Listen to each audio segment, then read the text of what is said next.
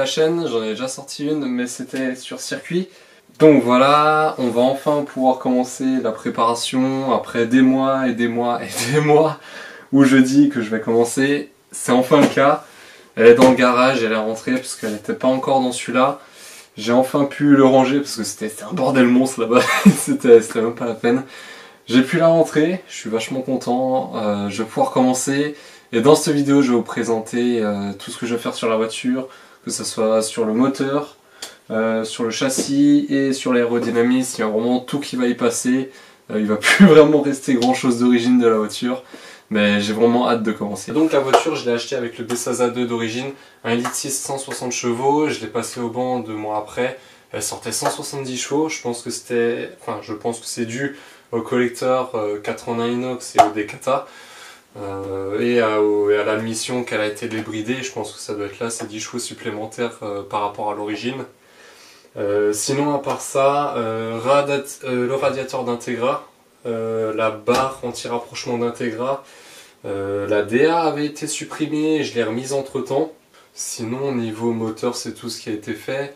La caisse est vidée, Arceau MP, il y avait déjà les baquets, nanana. Elle était déjà vraiment préparée pour le circuit parce que c'était une voiture que je voulais pour le circuit. Bon, j'ai fait de la route entre temps avec, mais bon voilà, j'ai pas eu plus l'occasion. J'ai fait 3 sorties de circuit avec, mais j'aimerais vraiment en faire plus. Je pense que ça va venir quand le moteur il sera bien préparé et quand cette crise ça sera un peu mieux passé. Mais je compte vraiment en faire beaucoup plus. Sinon, depuis que je l'ai, j'ai repeint l'intérieur. J'ai mis le renfort hard race à l'arrière avec la grosse barre anti-roulis et le renfort de train. J'ai changé la lame à l'avant parce que celle de l'autre elle était partie en morceaux. J'ai changé la boîte, j'ai mis une S80 avec volant moteur allégé et embrayage Stagin by compétition de clutch. C'est pas une vraie S80 en fait, pour la petite histoire je voulais acheter une S80. J'ai contacté, le mec était vraiment super cool. Bon, ça a mis un peu de temps, mais je crois que c'était début d'année dernière, donc avec le Covid et tout, c'était un peu compliqué pour l'envoi. J'étais censé aller la chercher, mais c'était le long, enfin, grosse histoire. Du coup, il était pas au courant, mais en l'ouvrant, parce que du coup, je voulais mettre les 4 et 5 de VTI dedans, pour que vraiment elle soit typée piste, donc plus courte. En comptant les couronnes du couple, enfin du couple court, du pont final, on va dire, je me suis rendu compte que c'était un 5-1 en faisant le ratio.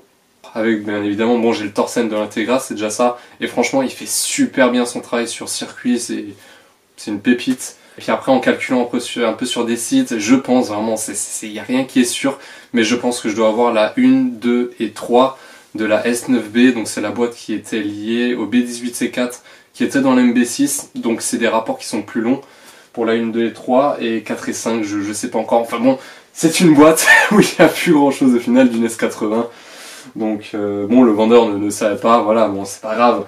Mais au final, je veux dire, elle marche quand même super bien. La première, je la rupte à 65, il me semble, 60-65. La deuxième à 90. Et la troisième à 126. Voilà, c'est ça, 126 la troisième. Donc voilà pour la boîte. Revenons-en au sujet. Donc, ce qui va être fait sur le moteur, donc je vous ai dit, arbre cam d'Integra. À ça, je vais les mêler double ressort, gros injecteur, grosse admission. Collecteur que je vais encore chercher le meilleur compromis, parce qu'un collecteur ça se choisit, faut pas prendre n'importe lequel. J'ai déjà commencé un peu à regarder, à faire mes recherches, mais en fonction de la longueur des tubes, comment c'est formé, comment ils vont, si c'est un 4-2-1, si c'est un 4-1, c'est plein de paramètres comme ça qu'il faut encore que je réfléchisse, que j'étudie. La ligne qui sera faite sur mesure, la culasse sera rabotée, j'aimerais arriver aux alentours des 11.5, 11.2 de RV, pour la compression, sachant que d'origine le bloc est à 10.2 de RV. Qu'est-ce que j'oublie? Ah oui, des soupapes plates Supertech, je pense que je vais prendre.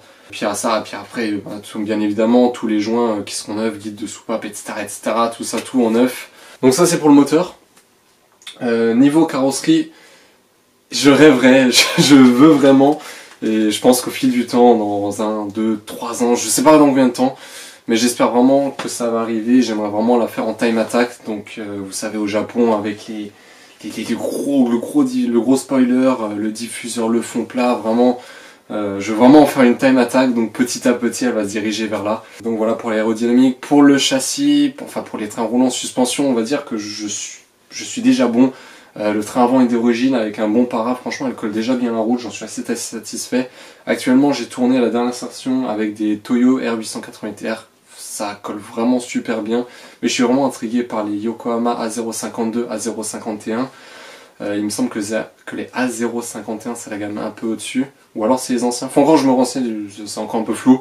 Mais en gros j'aimerais bien tester parce que c'est vrai que je les vois pas souvent sur piste. Il n'y en a pas beaucoup de gens qui en parlent.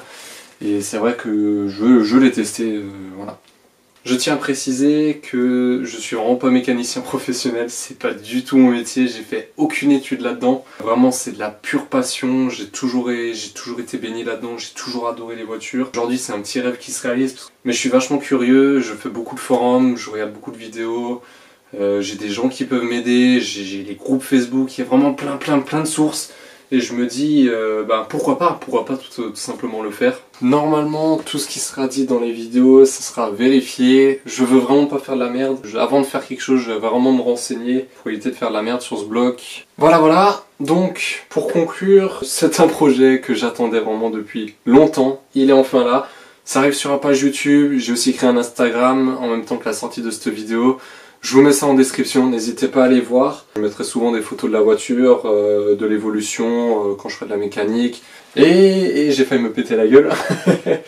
et puis je vous dis à bientôt pour le premier vrai épisode de cette série préparation de ce B16A2. Là c'était à la présentation du projet, qu'est-ce qu'on va faire, nanana. Donc présentation, et puis la prochaine fois ça va être démontage de la culasse avec bien évidemment il va falloir vidanger le bloc, vider l'eau, etc. Enfin plein de trucs à débrancher. On va déposer la culasse et puis je ferai ça, j'essaierai de sortir une vidéo par semaine. Je vais essayer de me tenir à ce rythme, je vous promets rien du tout, mais je vais essayer de faire ça et puis voilà quoi, j'ai hâte de commencer. Allez, ciao!